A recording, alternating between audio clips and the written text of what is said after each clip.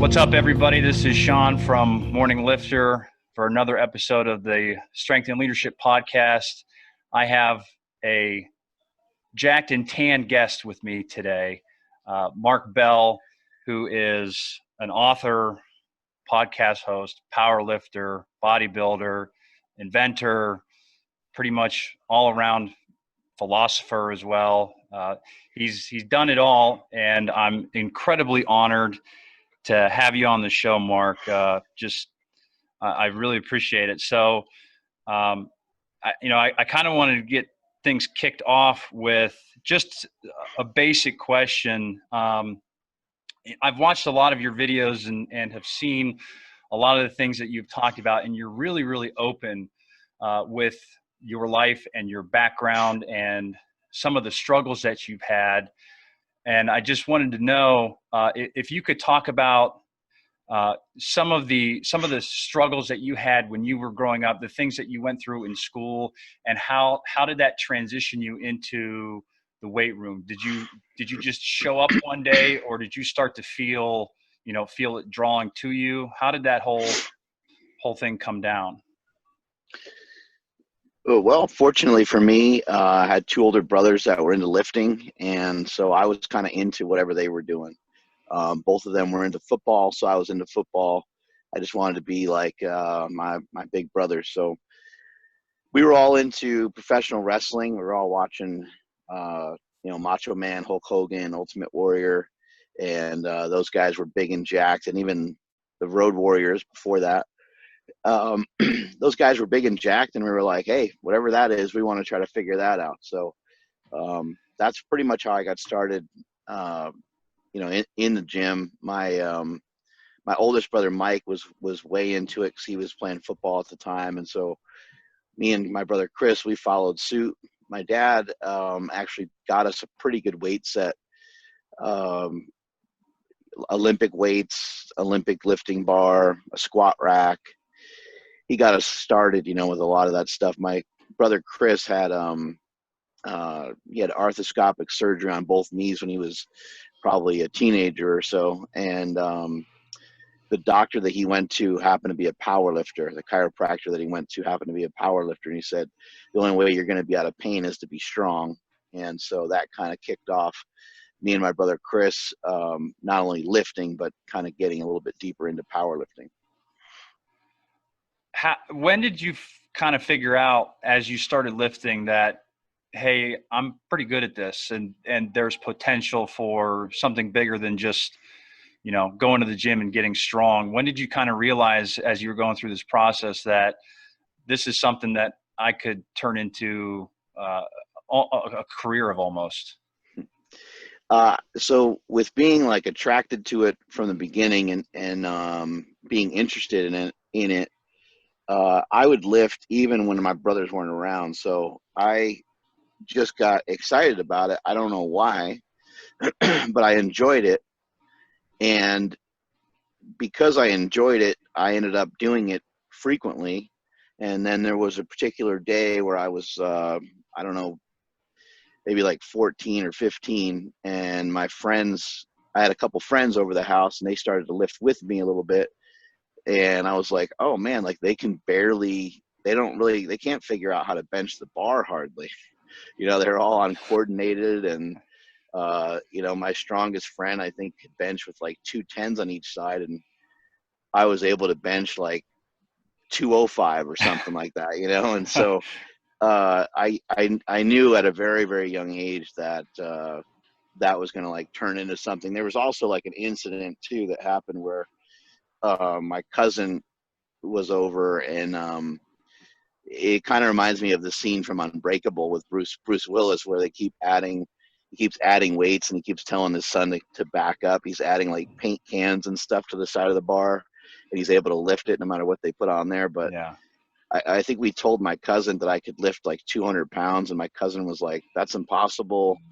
He's a lot younger than me. There's no way you could do that. And I think on that particular day, I ended up doing like 200, 205, and every weight, 5-pound increments all the way up to like 240 pounds or something like that. And my cousin was like, man, he's like, I don't know like what that is, but that's something. Like, he's like, that's going to mean something. Because at the time, you know, all we knew was like, you know, the only way you could be like, I don't know, a big time success would be to like through playing football or something. So my cousin was like, I don't know what that will lead to, but he's like, that's pretty damn cool that you're able to do that. So I knew from a young age that lifting was always going to just, I guess, be in my future, was always going to be around, because I was attracted to it and I was good at it. Yeah.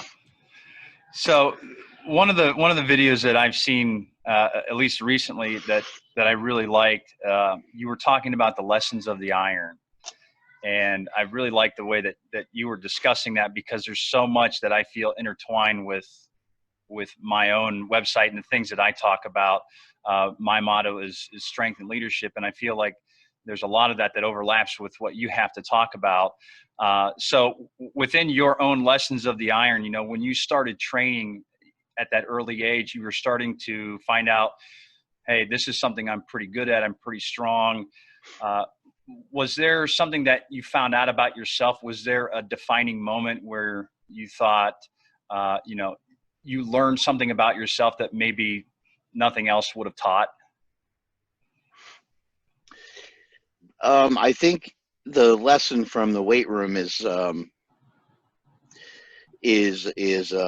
of like a time type of thing, you know, like, and I think you can learn this from a lot of other areas, but for me, it was the gym. And it just showed me that, like, look, man, if you just take your time on something, you could become not just good at something, because becoming good at something, sometimes, you know, sometimes somebody's 6'7" and they become pretty good at basketball, and it's like not that hard. Or sometimes somebody grows up with a dad who's a bow hunter, and later on in life they become pretty good at it. But to be like really, you know, to be excellent at something or to be great at something takes a tremendous amount of effort and takes an enormous amount of time.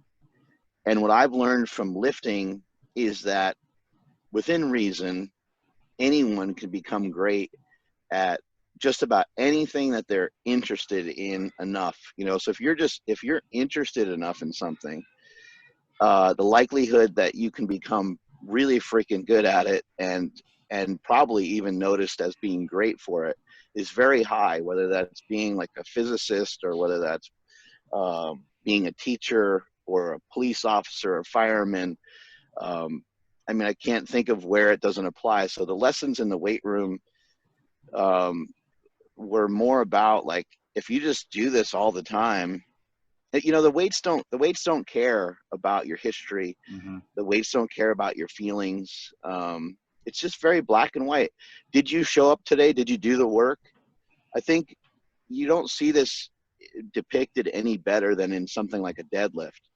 I think we can all agree. We do know guys that are like longer armed and they got bigger hands, and there's a couple other factors in there. But basically, the deadlift just means that you worked your face off. Like, it means that you really went in there and you did a lot of the work that nobody else wanted to do.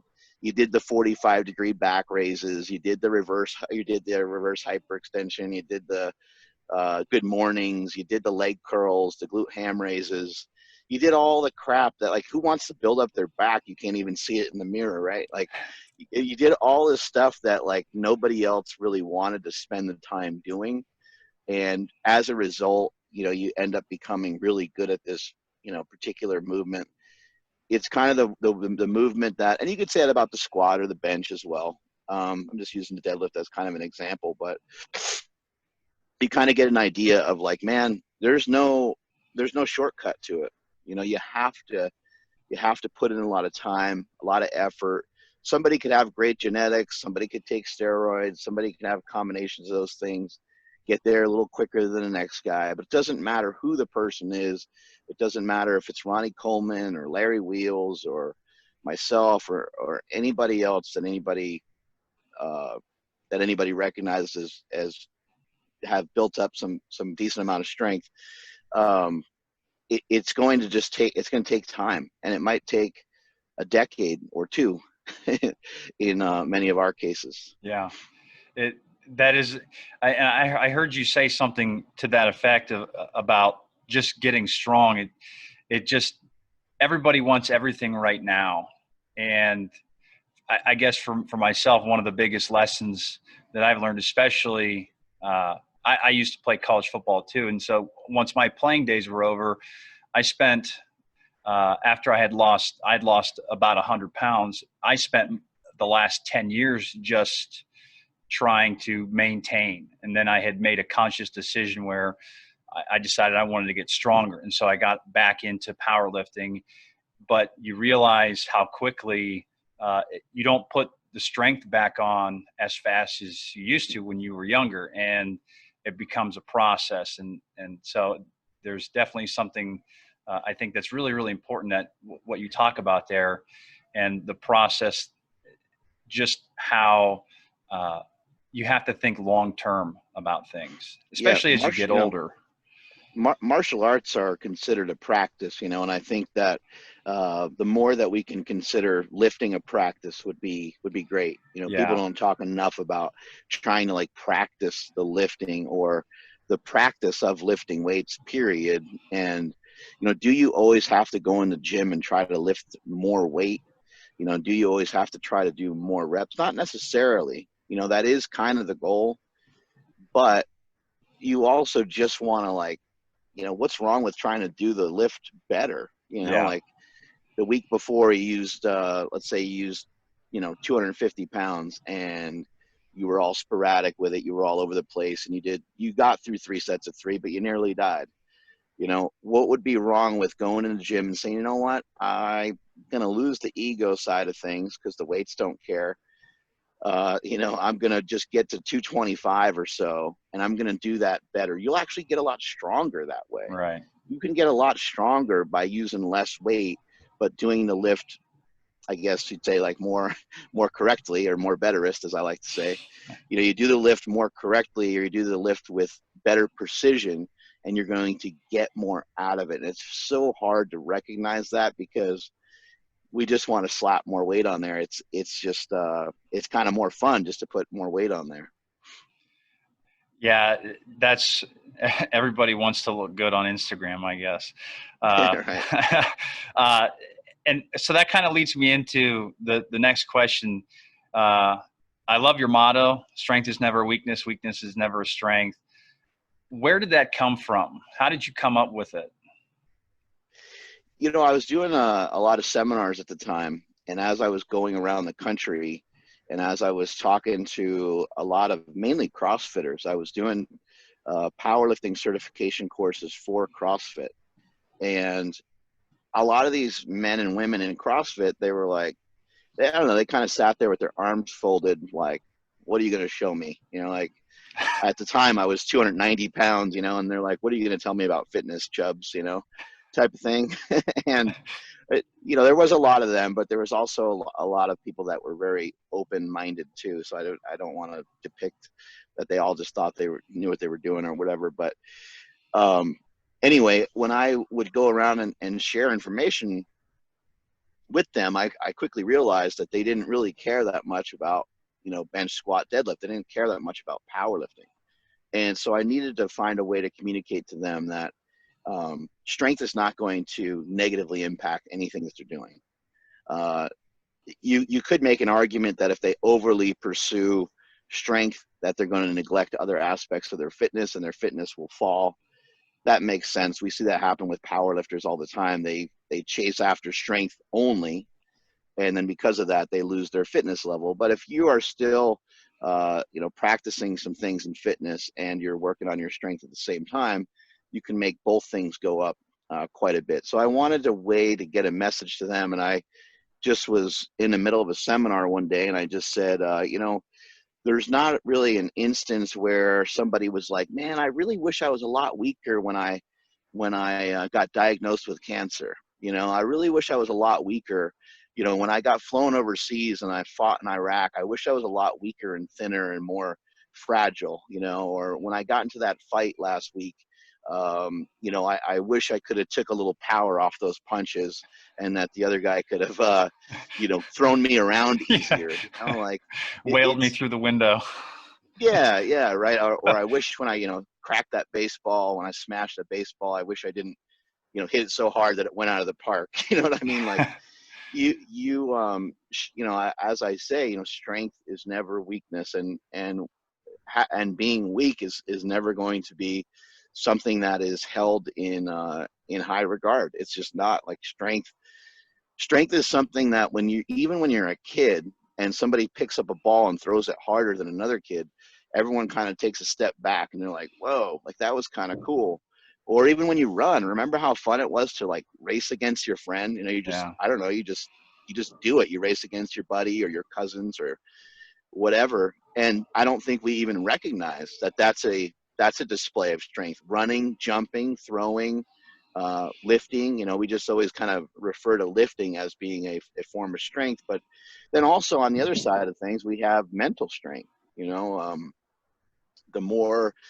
The more mental strength that you can develop over the years, the easier the rest of life is. Like the things that happen in life of somebody in today's world, of somebody of you worrying about what somebody says on Instagram or Twitter or whatever, that really pales in comparison to having a strong mindset. If you have a Mm, strong mindset that has already figured out how to negotiate all the different things we have to negotiate in a given day ourselves, and then on top of that, our interactions with other people, it's going to make everything else just super easy. So the idea behind strength is never a weakness is, look, if we can focus some parts of our life on just getting stronger, and we can work on it, let's make it a daily practice to work on getting stronger in some way.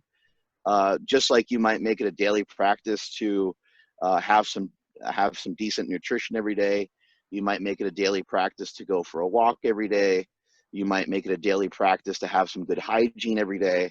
Let's have like strength hygiene. Let's try to be a little stronger every day, whether it's our mind or our body, as much of it as we can handle without overdoing it or pursuing it so much that it's to the neglect of a lot of other things. right. Do you think you may not have developed as much mental toughness or the stronger mindset had it not been for the gym? I know for myself, had it not been for those things that I discovered about myself, the way that I could push myself, I lift alone. And so for me, it's been a great opportunity just to reflect on life, and it's helped me become more mentally strong. Do you think it's easier to develop that by pushing yourself in the gym or just through running or some type of physical fitness? I do think that pushing yourself physically teaches you a lot about how to quote unquote like dig deep. I really do. I don't even know of other ways that you can practice it without a bunch of really crappy stuff happening to you in your day-to-day life.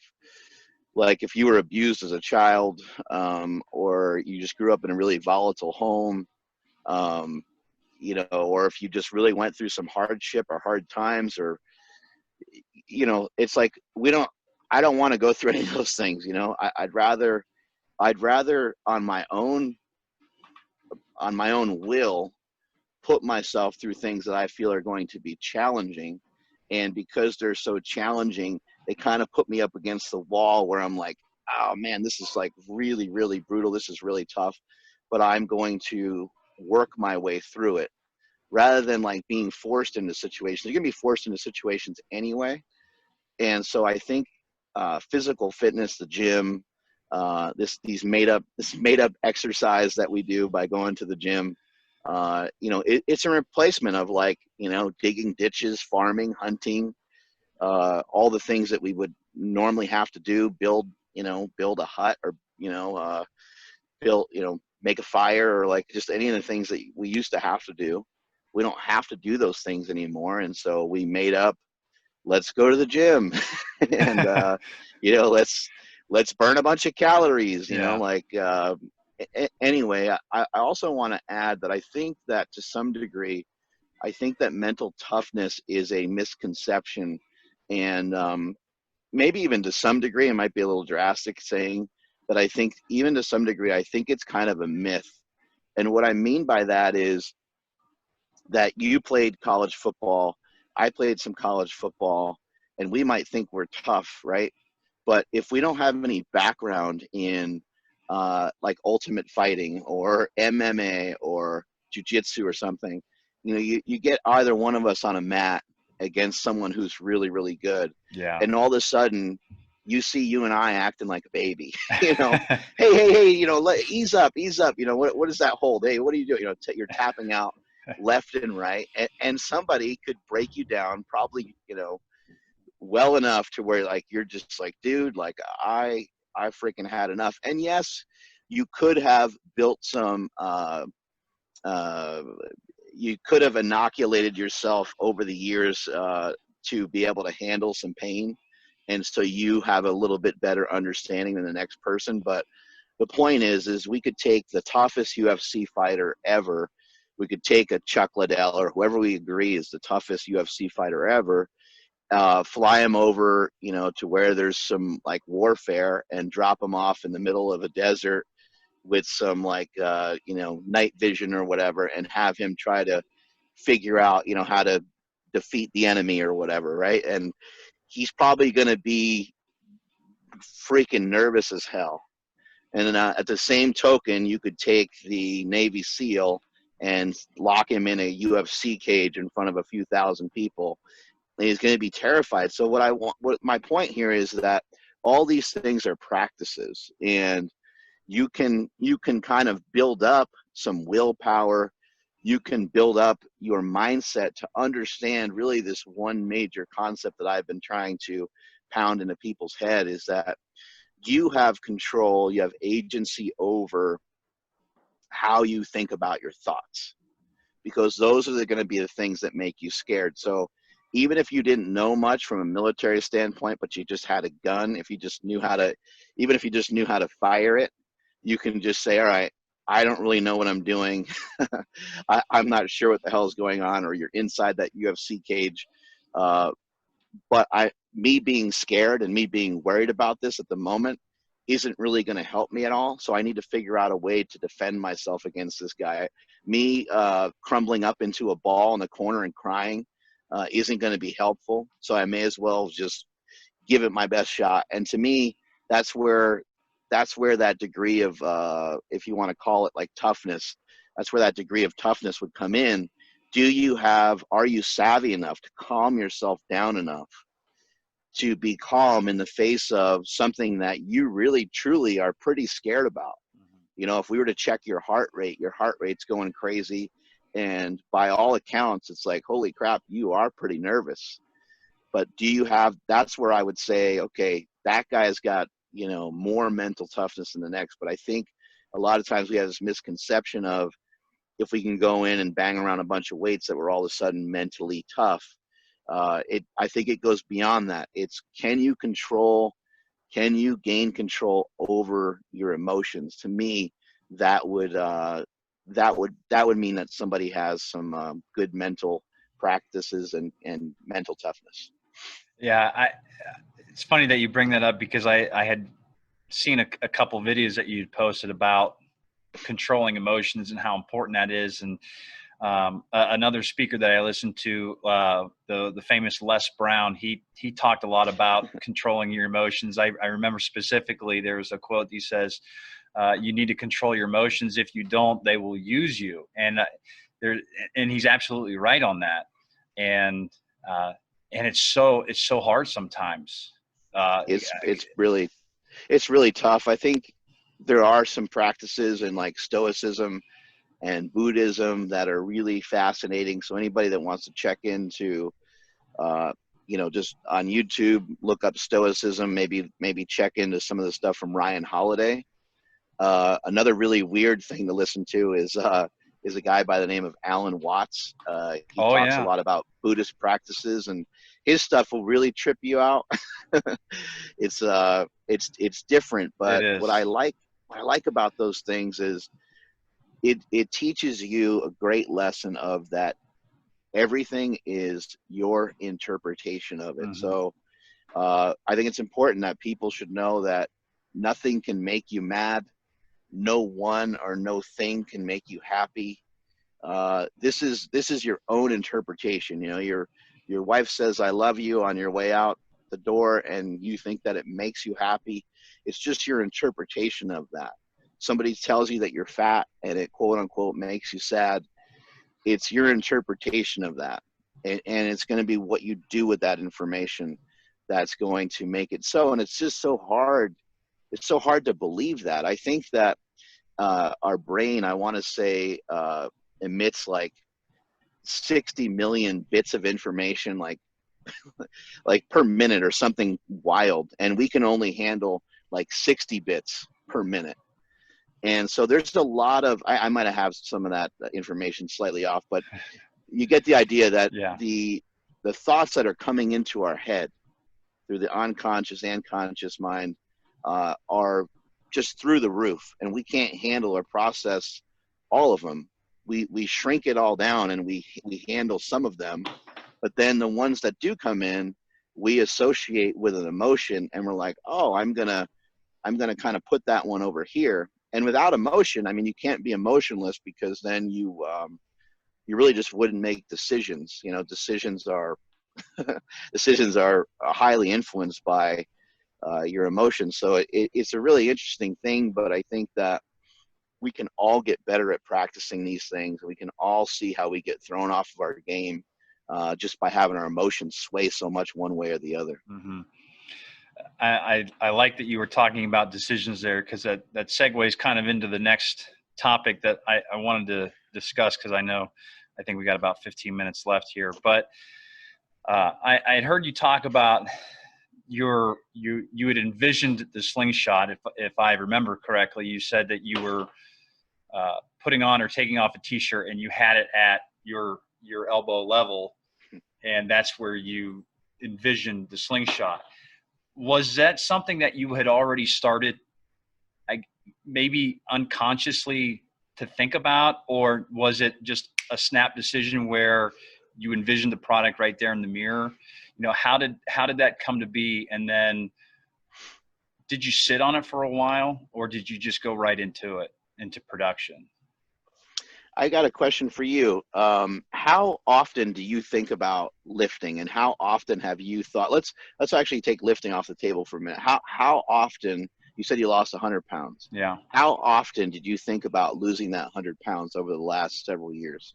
And how often do you think about weight loss? Not as much as when I was going through the process. For the longest time now, it's just been about trying to make sure I don't get fat again. Right. But I mean, I guess it was always in the back of my mind, you know, because I had already been there once before. I kind of knew, hey, if you keep going down this road, you're going to go back. So right now, with the conscious decision to not gain weight, to not get fat, how often are your actions matching up with you not gaining any weight, and how often are your thoughts matching up with that? Oh, that would be every day. Absolutely. Yeah. I mean, Every day. Okay, there's the point yeah. right there. Every day, all day, right? Yeah. So with this idea, with this concept of the slingshot, just like anybody else, you get a little hunch about something, Mm-hmm. or you have a new thing that you're excited about.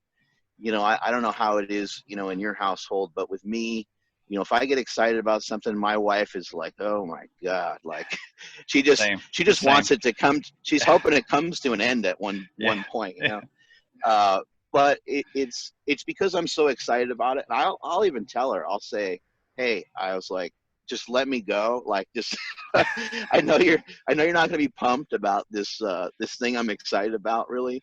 And she is, but it's like, it's on my mind all the time. And Right. I think that this might be a pretty strong difference in men and women in general. I won't say it about all, but I think in general, I think guys get really obsessed about stuff, where girls, it seems like they're more into a wider variety of things, even when it comes to food.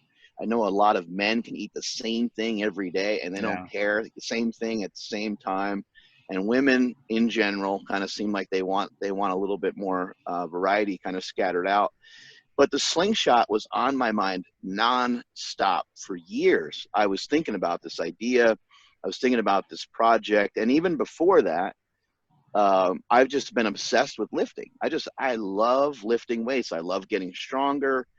I love West Side Barbell. So whether I was popping up off of a couch or popping up off the toilet, or whether I was getting out of a chair or getting out of my car, it didn't matter what I was doing. I'd always pop up like I was doing a box squat, you Yeah. know. And I think people would look at me like, and I even got like a lot of my friends and my brother-in-law, like, because I was just saying like, hey, look, you know, if we're going to be explosive in the gym, it'd be good to kind of think about it outside of that. And, you know, you can kind of practice these things in your kind of everyday life. And so, yeah, it looks funny or looks silly if somebody sees me get up out of a chair, but it's something I'm obsessed with and I think about it all the time. And so the idea of the slingshot, I had it for several years. When I was putting my shirt on that one day, that was already kind of in my head for a while, the idea of the slingshot. But the way that I came up with the slingshot is the same way you came to, you know, be able to lose all that weight, and the same way that you've been able to keep all that weight off. I just kept thinking about it nonstop. I thought about lifting uh, every day, you know, not all day necessarily, but anytime there was like a moment for my mind or my thoughts to drift in a direction towards lifting, I would. And so, you know, the idea for the slingshot was hovering around for 3 or 4 years or so before I was really like, you know what, man, you just need to make that damn thing. I want to also add, we have a tendency to, I mean, how many times have you done this in your everyday life? You know, reverting back to your weight loss accomplishment, I think that just is so relatable to a lot of people. Mhm. A lot of times when you're going through that process and something's hard, you're like, oh, I wish somebody would make this. You know, I wish somebody made this. I wish somebody Right. made that. I wish somebody made a better machine for cardio. I wish somebody made a better app for weight loss, because, you know, I'm frustrated and I can't figure out these apps or whatever that thing is. Oh, I wish, you know, I wish somebody made a watch that would just tell your heart rate like an Apple Watch, Yeah. right? Well, somebody ends up inventing that. You know, Right. somebody ends up creating that. Whenever you say they or them or whatever, you're placing the onus on somebody else, and Right. maybe you should take ownership of it, and maybe you should say, I wonder if I can create that myself. So that's exactly what happened to me. I was thinking about it for a long time, and I was trying to pair up with other companies. I was trying to place the responsibility on other people, and I was getting frustrated because the companies I went to thought it was a dumb idea. They were like, why would anybody use that? Why would, you know, we have bench shirts. Why would anybody use a slingshot? And Right. I was like, you know what? You need to stop trying to explain yourself to people and just make the damn thing yourself. It shouldn't be that difficult. And so I started to kind of get my mind going that way. And that one day when I went to put the shirt on, I was like, this is how it could work, because, you know, when somebody spots you on incline dumbbells, they spot you right at your triceps, right at your elbows. Hmm. And if something supports your elbows, I think it's going to work. And I had no idea. I had no idea that it was going to work. I had no idea it was going to work the way that it worked. I mean, it works. I mean, still to this day, uh, I'm kind of shocked at how well it works. Like it's, and I've tried to make other iterations of it. I've tried to change it and mess with it. And I'm like, man, whatever reason, that first go of it was like, just boom, like out of the gate. It's It good. ended up being, yeah, it ended up, It's good. ended up working out really well. I've got one in my gym, and the one thing, because I suffered when I was in college, I suffered a torn labrum in my shoulder, and after that, I was never able to bench. I never did a regular barbell bench. It was always a Mm, block bench or a floor press, something along that line, because the weight on my shoulder, I just couldn't handle it. right. I bought the slingshot and I was like, holy shit, like this is incredible. And I was flabbergasted at the simplistic nature of it, you know. And that's to me, that like that's what makes it such a genius idea. It's such a it's a solution to a very common problem that a lot of people had. And what it did for me has been, just on a personal experience, has been phenomenal. But it is like your story behind that is so similar. I had a conversation with Zach Mars, who invented the Mars bar, a few weeks ago, and his situation was very similar, where a lot of people turned him away and turned him down, and eventually it was like, well, going to have to do this on my own, it looks like. And it's just, That's great. yeah, and it was always, it's really neat to see the perseverance. But the other thing that I have a ton of respect for is the hustle. You know, he talked to me about his hustle. How did you get the word out? You know, was it trade shows? Was it going to like the Arnold or the Olympia? You know, what was your hustle strategy? I want to also point out, you said something really powerful right there, is that, you said the word simple. I think the word simple is, or just being simple, like, shit, man, what a weird goal. Yeah. What a weird goal it would be to tell someone my goal is just to be simple. Right. But wow, like, think about the friends that you have where you're like, that guy's like, he's a pretty simple dude. How happy are they usually? They're Yeah. really happy. They're happy with not much, right? Like, they just have, they go fishing on the weekends and they're pumped about that.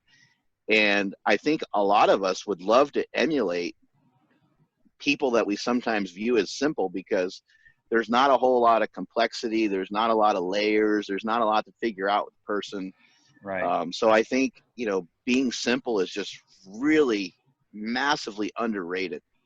And I think there's even a saying, like, if you can't explain it simply, then you don't even know what you're talking about. Yeah. So Because what you see is what you get. right. And so being simple, I think, is really important. We're trying to simplify stuff. And so you don't need to have a complicated idea to be wealthy. That's a massive take home for a lot of people. Your idea can be super simple, and sometimes you can just do something better. Like, somebody might be obsessed with coffee, and you might say, man, it would be so dumb for me to jump into the coffee business because look at the competition out there. Yeah. But what if you just had a simple idea that was, look at In-N-Out Burger. In-N-Out Burger is simple, but their line their line is always all the way around the corner. So, don't underestimate yourself for having something that seems simple, because my product being as simple as it is, it when you run through the list of things that make it a great product, it's all connected to its simplicity. Right. It doesn't cost a lot to make. It doesn't cost anything to ship it. Like, you start to, it's not I didn't create a piano. I didn't create like this giant heavy thing. It's not sophisticated. I don't need to worry about, and even the material isn't that hard. It's like a little bit weird material, but it's not that hard to source. Right. It's not made of some sort of, weird, weird compound or anything like that.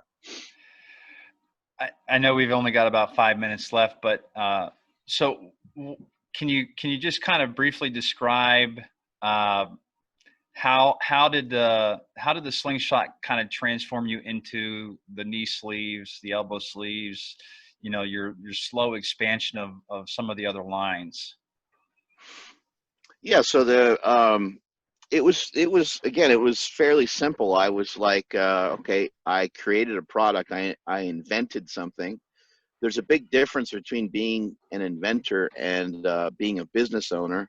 There's a big difference between having an idea or a concept and turning it into an actual business that's of value to people. So I knew I didn't want to just have one thing to sell people. And so I was like, well, this could be my flagship product, and then I could have a bunch of other products surrounding it that all do a similar thing. Like, what does the slingshot do? Well, it makes lifting a little easier. It makes it a lot more comfortable. So my goal very early on, pretty much after I came out with wrist wraps, because I made the slingshot, and then immediately I was like, well, if you're going to bench more weight, now your wrists are going to be compromised because you're holding, 50 more pounds, or in some cases 60, 70 more pounds.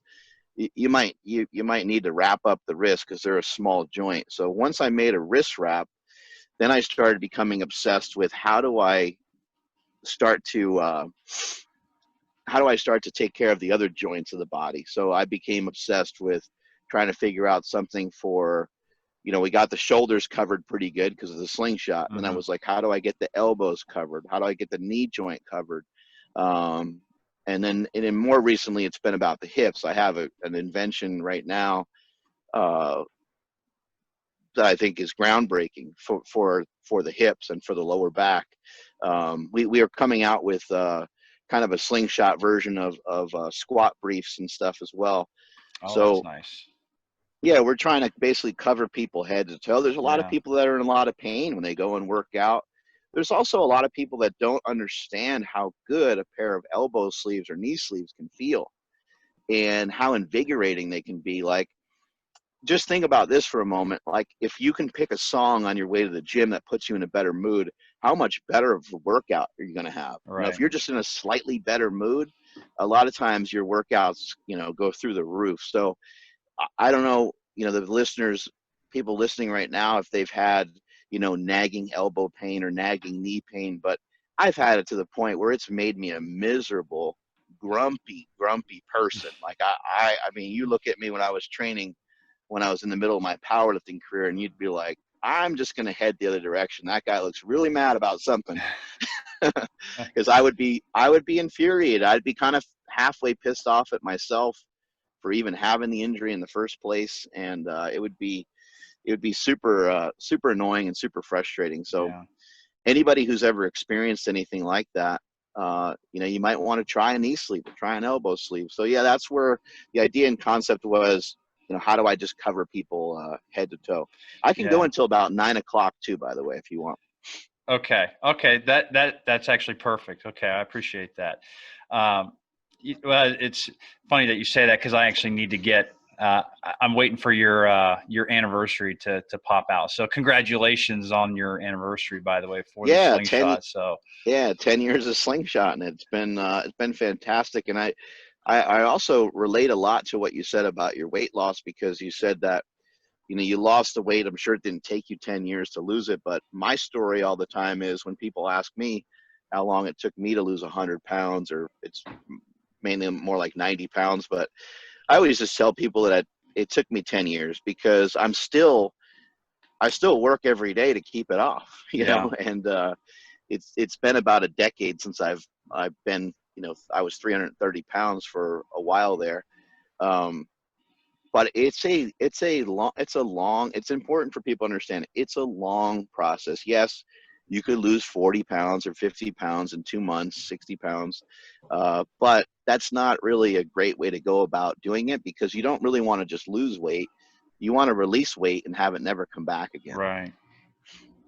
That that was really hard for me at first because I lost uh, when I lost the weight. I had just gotten done playing football, and it was in May of 2009, and I had set a goal to be at my weight loss goal by Christmas of that year.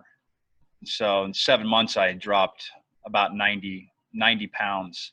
So, but I mean, it was like just the feeling of it, the sense of accomplishment. And there were days where, man, it was not easy tracking the calories every day and making sure the extra cardio and everything else. But I had talked about it with a buddy of mine on another episode where the discipline that required. That's something that Jocko Willink talks about. The discipline equals freedom. Like it in a sense, it set me free. Hmm. Because it was liberating to the point where, like, well, if I can do that, then there's nothing really that I couldn't accomplish. So You think about all that's gained, like you right. think about, oh, we lost weight, but man, like imagine if I sat you down and you're still 300 pounds. I sat you down and said, hey man, like I got this great plan. I'm going to basically just box up a bunch of confidence. It's like in this box, and like 4 months from now, you get to open it up.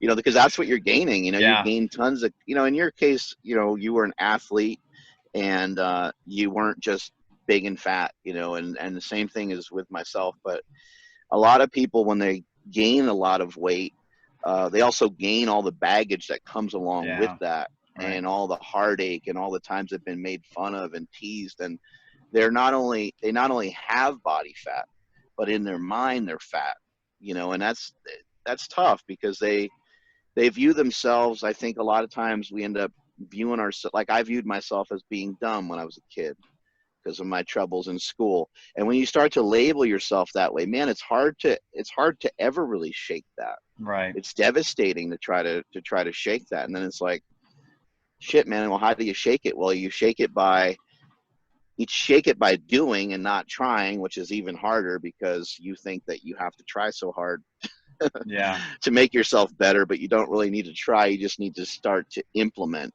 Right. small incremental progress over just a long period of time. You bring up a really good point there. You talk about your own childhood and how you viewed yourself. And uh, I'm a high school teacher full time, so I see a lot of this. The lack of self confidence, or the one thing that I see a lot of now is anxiety. Mm. If there's younger kids who might be watching, or if there's a younger, high school, middle school age kid that looks to you for advice, knowing what you know now versus what you thought about yourself because of your grades or your own struggles, what would be your piece of advice for them? I think it'd be great for people to understand a couple of points. Number one is that your brain is the same as Albert Einstein's. Your brain is the same as Elon Musk, Steve Jobs, Martin Luther King, like any of these people that we've put up on a pedestal over the years. To my knowledge, it's not like they have an extra prefrontal cortex, or they have an extra. Now they might have some capacity for learning that may be different or special. I would imagine that's the case, especially with like Albert Einstein or something like that. But for the most part, from a physical standpoint, the brain that we all have is very similar. I've done, thousands of consultations and seminars and talked to literally thousands upon thousands of people. I've seen thousands and thousands of people, and I've never met one person that doesn't possess the ability to make progress. I've never met one person that can't lose weight. I've never met one person that can't get stronger. I never met one person that doesn't possess the ability to get a little smarter. I mean, even your youngest family member who says silly stuff all the time, they're in a constant state of learning. Like the next time you see them, when you see them at Thanksgiving or Christmas the next year, they don't talk the same way as they did the year before. And Yeah. even if somebody has some even if somebody has some pre-existing issues, they have autism, or they're, like in my case, I was I still am dyslexic. um, these are all things that you learn to live with. You don't they're just part of your life. And you learn that when you're writing, that every once in a while a number is going to pop up when you're trying to write letters, and you don't know why. But it's just Yeah. and again, it goes back to an interpretation. I can view that as like, oh man, like stupid me, or what, or I can just kind of laugh about it and be like, why in the hell is there a number in there? But it's just part of the way that my mind works. And we're all quite a bit different. The other thing I would say that is important is that as long as you're interested enough in certain subjects, you don't really have a lot of limitations on what you can learn. There is currently, with all the science that has gone on over the years and all the great minds that there's been, uh, no one has any clue of the power of the human mind. No one has any clue of there's not a limited amount of, or at least we don't know. We don't know like what the upper limit of memory is. We don't know what the upper limit of uh, of what your mind can know and do. You got guys out there like Wim Hof who can, with his mind, fight off the coldest weather, or even change the temperature. I don't know if you ever seen that video, but he can change. He can literally change the temperature of the water that he's in because he can keep his body so warm. It's like that doesn't make any sense. Yeah.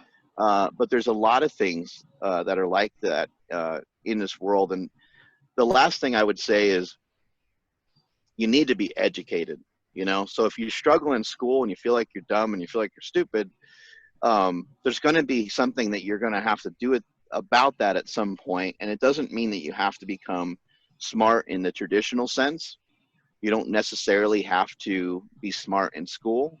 But if you want to be successful, I think it's important that you try to become a material expert or know a certain subject matter really, really well, whether it's hunting or playing football or whatever the thing is.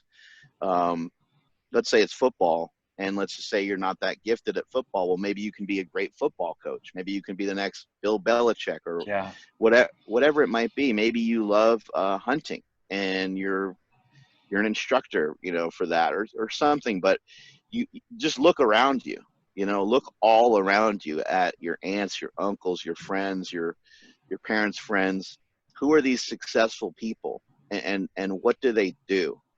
And also, I would look into, you know, who's kind of the happiest, like who seems the most pumped about their job, because that's where the sweet spot is. I think you would like to, you know, if you had some circles, they would look like maybe Olympic rings, and they would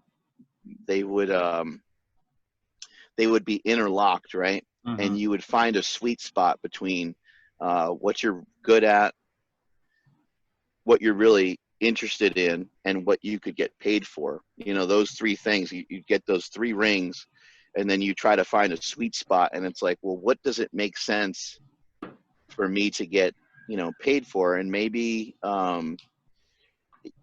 also you sometimes have to work for a living as you're like building your dream as well. So Yeah. that's another factor that's in there. I think maybe some of today's youth, they might be dreaming so much that they end up with so much anxiety, but they're not actually really working towards something Sure. in a powerful enough way to kind of not, because I don't ever have had anxiety. I don't have, you know, I don't really, I mean, I guess everyone experiences some of it, but I think I don't have it. And I think I've never really had an issue with it because I think I've always been in some weird way working towards something. So just realize you might have to have a job at the movie theater or at a restaurant, or, you know, you might have to mow lawns for a long time before you ever get an opportunity to do the stuff that you really like. But if you feel like you're dumb or you feel like you're stupid and you're in school and you feel like you're the way that I was, just know that it's not because you don't possess the ability to learn.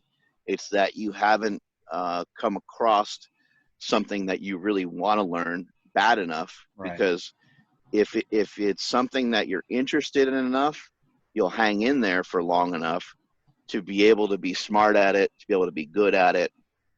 And it might take you longer than the next person. Maybe it took me longer to learn fitness. Maybe it took me longer to learn powerlifting than the next guy, but I was into it enough to where I can hang in there long enough to where I could be strong or to where I could coach other people.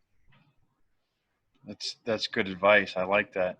Uh, One of the last things I kind of like to end with is I'm always interested in failure and how people overcome it. Do you have a story that you could tell real quick about a time where something didn't go right, or it was just a massive blow up and you had to either start from square one or reconfigure a situation in your life?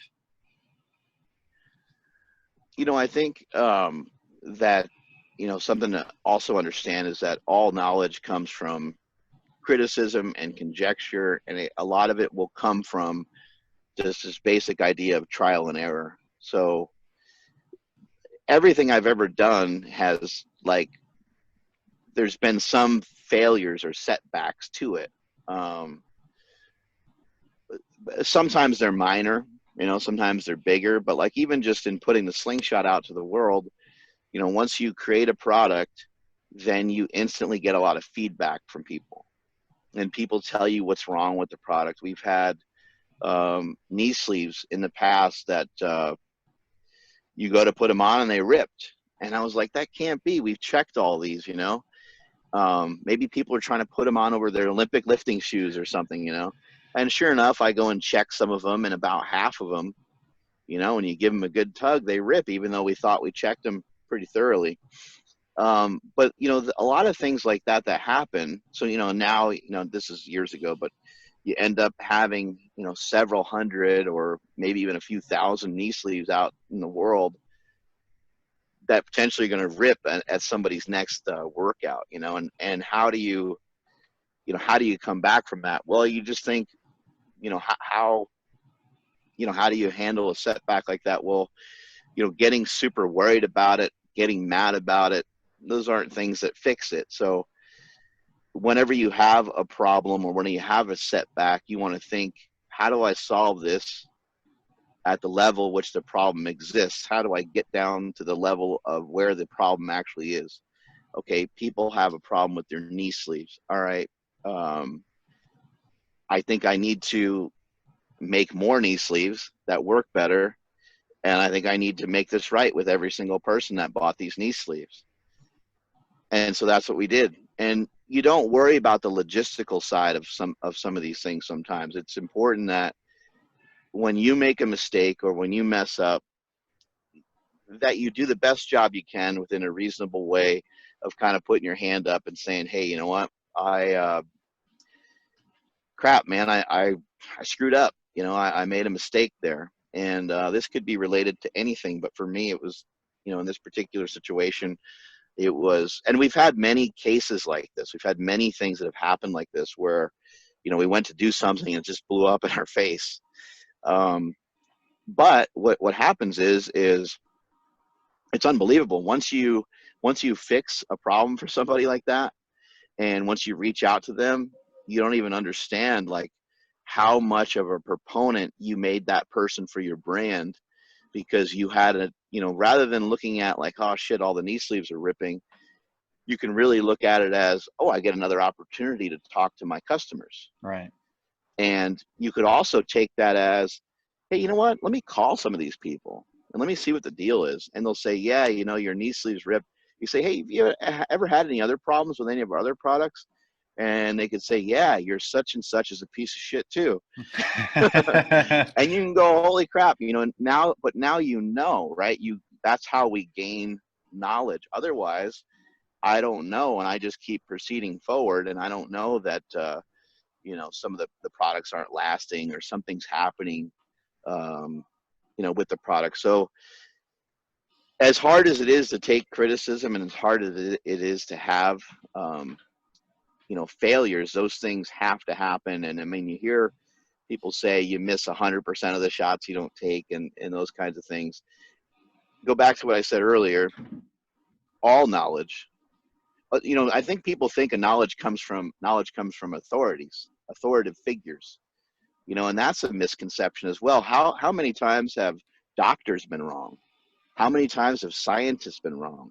Even our own food pyramid is wrong. I mean, there's a lot of things that are suggested to us or recommended to us that are just flat out wrong. I mean, the most knowledgeable people used to think the world was flat. There's still a lot of people think the world's flat, Yeah. but you know, so I think that you have to just really understand that the more times that you mess up, the more times that you miss shots, the more you're going to understand how the ball bounces. You're going to understand how to shoot the ball from different spots, how you can bank it off the backboard, or how you can't use the backboard in certain situations. I mean, these are all things that if you don't learn them, if they don't come across your eyes or they don't come across your brain at some point, then you'll never know them. Because how do you have knowledge of things that you haven't seen or heard or experienced or thought about? You know, there's no way of knowing until there is a failure, until there is a setback. I love that. And the one thing that really stuck out to me was you said earlier that the failure has to happen, because if it doesn't, you'll never know. and you can never learn from that. So I really like that. That was really good. So I know you got to get going here. I got two more questions for you. They're real quick. Go for Just it. if you can give me the first thought. This is how I like to end all of my shows. But give me the first word or thought when you hear the word strength. What's the first thing that comes to mind?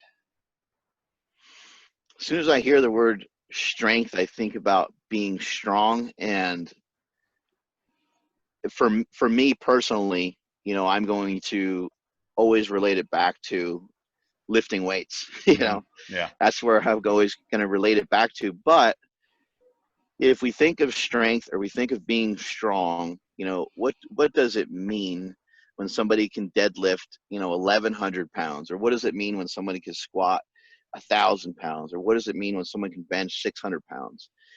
What it means is that somebody had a long history of moving around weights, and over a long period of time they incrementally got better. They may have started out a little further along than you, because somebody that benches 600 pounds is going to be somebody that probably has uh, a bunch of decent circumstances that led them to be able to do that.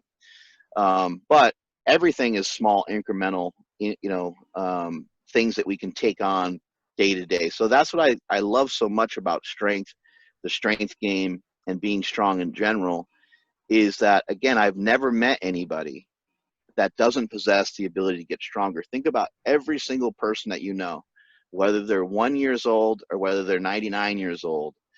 Everyone possesses the ability to be a little bit stronger than they are right now, and it just takes some practice, and it takes just, you got to add a little bit each day, whether it's adding resistance. I mean, resistance is I think resistance is like the ultimate. I think resistance is the ultimate medicine. I think that's going to be the thing that gets people to the next phase of their life. That's going to be the thing that helps improve people, because strength is never weakness. Yeah, that's right. How about leadership? When you think of leadership, what's the first thing or phrase that pops into mind? When I think of leadership, I think one of the first things that comes to mind is the ability to admit that you're wrong, and the ability to tell people and show people that you don't necessarily know what you're doing all the time. Mm, great I point. think that's a characteristic that maybe people don't want to show, because they're like, people aren't going to think I'm a leader if I'm fallible. But look, we all know every human is fallible. Now, in order for people to have confidence in you as a leader, uh, they need to know that you have their best interests in mind, and that you have the best interest of maybe the company or organization that you're part of. But they don't need to think that you're indestructible. They don't need to think that you are never going to make a mistake. I think that's some of the frustration with our politicians at the moment, is that, it'd be great if every once in a while, a politician would come out and say, hey, you know what? I kind of screwed up back there a little bit, and I apologize for that, but I think we need to go back to this, or we need to go. I mean, with the things that are going on with COVID, and how Right. they're, letting us go back to doing things a certain way, and then they're pulling some of it back. I mean, I guess that is their way of showing that they're kind of screwing up, but they're not really taking the blame. And Right. I think that, again, like if we go back to that analogy of the knee sleeve, right? Um, there's a case where I get to communicate with my customer better. Well, leadership can be the same thing. If I go to you and I say, hey, you know what? The thing I said to you the other day, it was wrong. I shouldn't talk to you that way. I shouldn't have said that. I shouldn't have done that. I shouldn't have set the team up for that. I thought about it more, and it actually turns out I think I was 100% wrong. And then even asking the person, hey, what do you think I could do better? What are some of your ideas and concepts? Because I really did. I screwed that thing up. And I think when we think of leadership, we don't really ever think about somebody being vulnerable in that way. The last thing I'll say on this, and I think it's great that it's in your show, title, the word leadership, because what I'm hearing so much about right now is how we lack leadership, and Yeah. people are kind of waving their fists. We're lacking leadership. You know, we need a leader to stand up and to do this. But I don't think we should wait for a phoenix to like rise from the ashes and take over. And I think that um, I think it's a ridiculous proposal to think that somebody is going to have the right answers for even just some of the stuff that we're dealing with at the moment. And I think that you should just be that person. You know, I think you should, like, as an individual, we should all shoulder the responsibility, the weight that needs to be lifted in order for us to all make progress is massive. And if we all just try to lift it together, we would be a lot better off. So, and you hear this as a school teacher as well. My dad said something to me about this the other day, and I said, you know, we need to stop saying that. You know, my dad was like, why isn't that taught in school? And I said, fuck school. fuck having it being taught in school. Like, let's teach it at home. You know, let's take the responsibility for ourselves, especially right now with what's Yeah. going on. And you have this distance learning and stuff.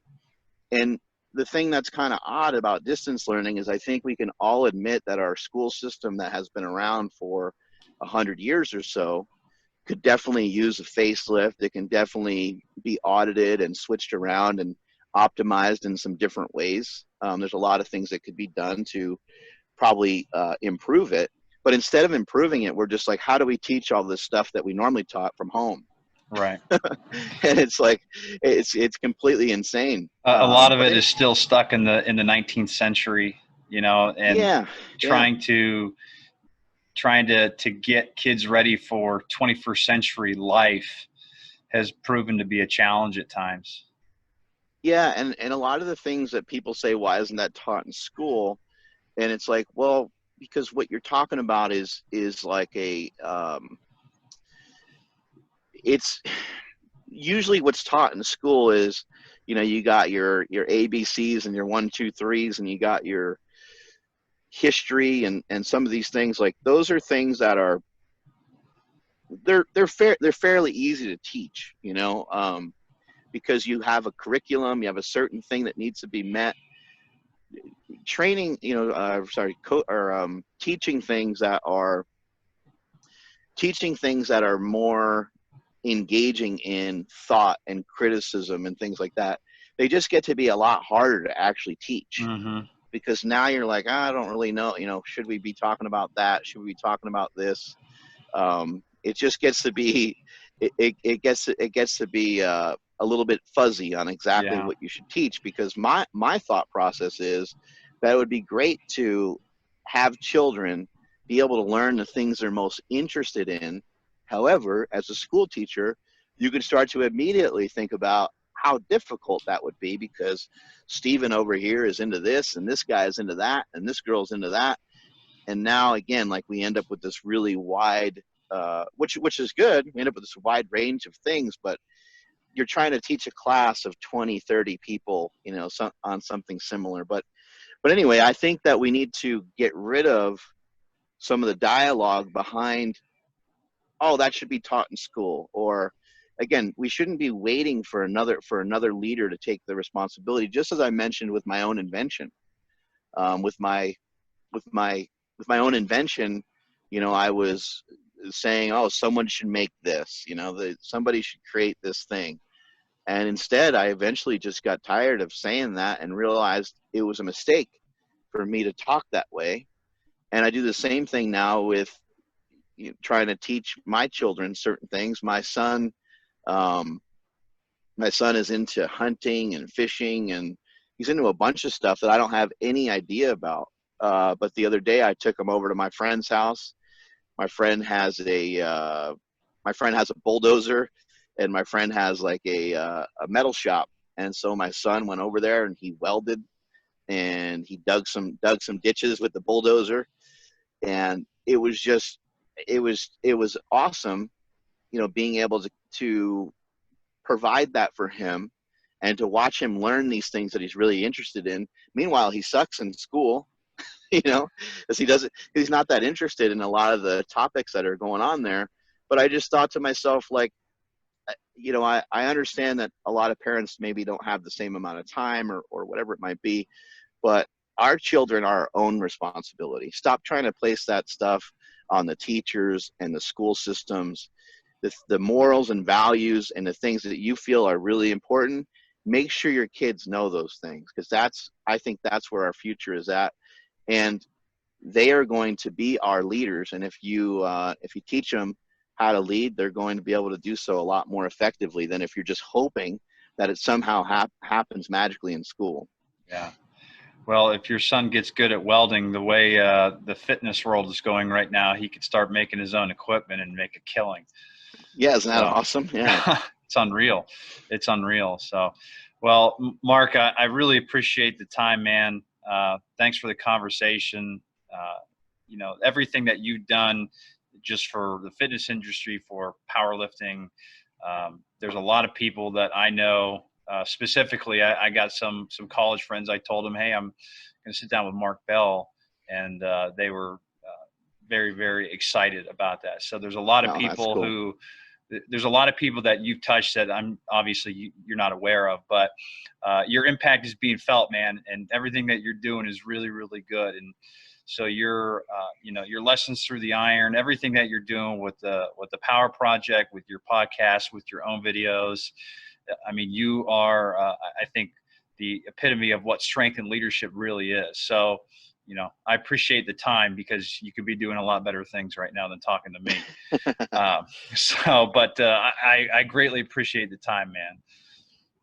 What got you started with the podcast?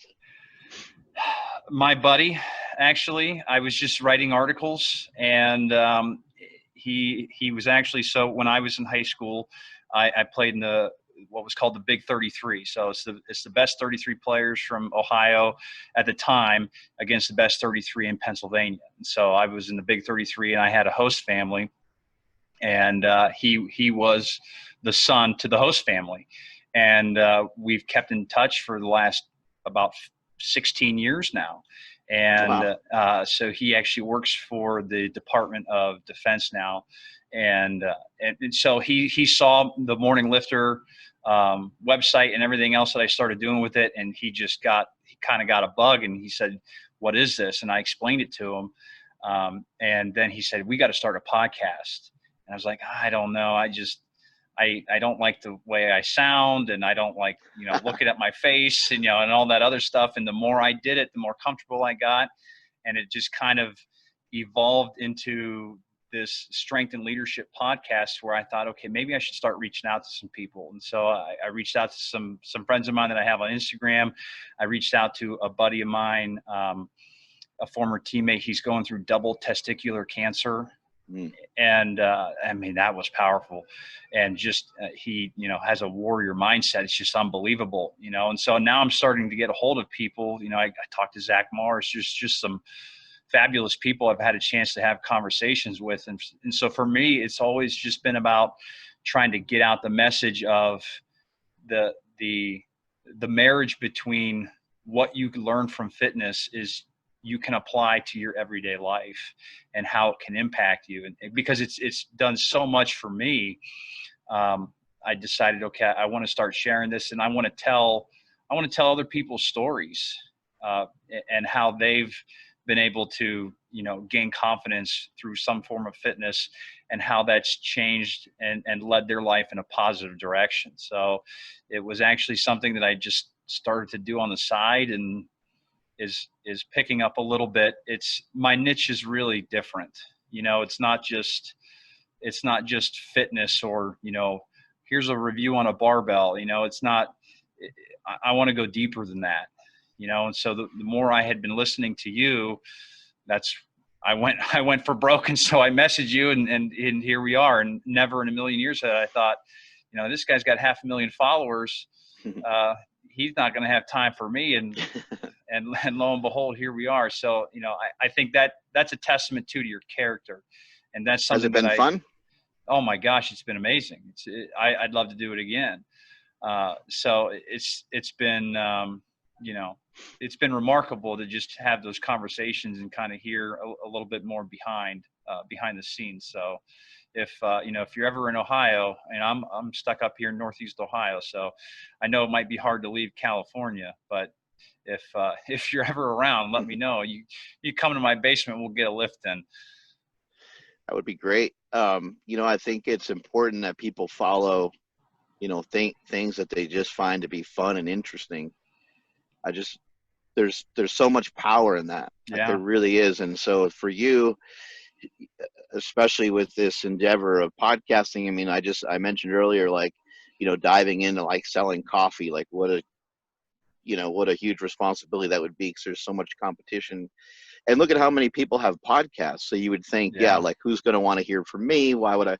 None of that, none of that matters. That's your own inner dialogue, trying to protect you from, maybe spending time on something that you just are trying to make up that you don't have time for. sure, If you think it's interesting enough and you think it's going to be fun, then I think you owe it to yourself. Everybody yeah, listening, you owe it to yourself to just give the damn thing a shot. It's not going to, I always kind of review things. How does it help? How does it hurt? Is it really going to hurt anything if I yeah, give this a shot? Kind of doesn't seem like it's going to really, you start a podcast and you screw it up for a few weeks and it turns out you legitimately don't have time for it because you started a new job or something. Who cares, right? It's not a huge deal. It's not a huge loss. You still at least you attempted it, and you're going to learn something new along the way. right. So I always think that that's the most important thing. Well, and that's where it all really started for me. I had talked to a guy. I went to one of my former players' graduations, and I talked to his dad, and I'll never forget it. His name is Billy O'Quinn, and he was one of the most passionate guys. I mean, he's the type of guy. It's like from the line from Tommy Boy. He could sell a ketchup popsicle to a woman in white gloves. I mean, he was so passionate, and it was almost to the point where like you could see fire in his eyes of the passion. And we started talking, and he really inspired me to kind of do something, because I was already getting involved in that. I'd been reading a lot of books and listening to a lot of different speeches and seminars, and that's what I listen to now when I lift. I don't even listen to music anymore, because at the time, and I had told him, I don't get anything out of it anymore. And it just wasn't doing it for me. And then I turned on guys like Jim Rohn, Les Brown, Jordan Peterson. And so now when I lift, I'm not only training my body, I'm training my mind at the same time. And it's just, there's been an explosion of growth for me. And so everything that I do now ties back into what I want to do with the website, what I want to do with the podcast. And like you said, it's something where I've become really passionate about it, and I'm having a lot of fun doing it. And that's kind of where I'm at right now. That's great. Try not to annoy your wife too much with our conversation that we had today. Oh, I think she'll be okay. Yeah. So, but that's the other struggle. But once school gets back in rolling here, that's the side hustle, and it's something Right. that for me, it's just been, everything that's happened so far has been a real blast.